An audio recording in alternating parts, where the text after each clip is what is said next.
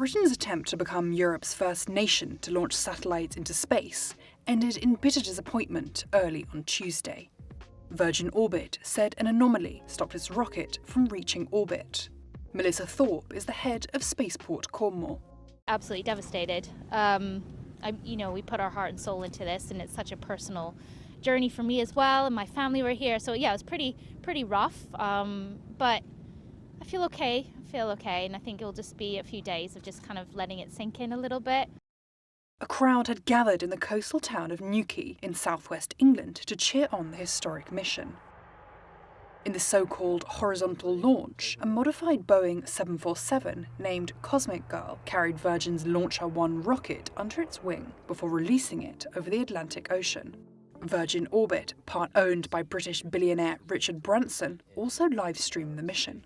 But then, the company's Director of Systems Engineering and Verification, Christopher Ralph, delivered the bad news. It appears that Launcher 1 has suffered an anomaly which will prevent us from making orbit for this mission.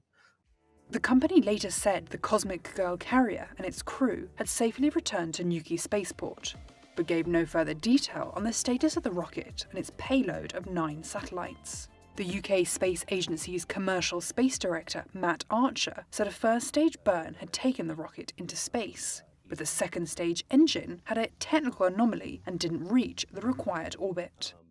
Archer said the British government, Virgin Orbit, and other parties involved will investigate the failure of the mission, which was the company's first outside its US base.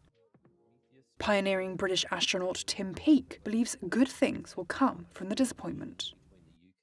We will learn a lot from this. It ended up being a technical error on the second stage.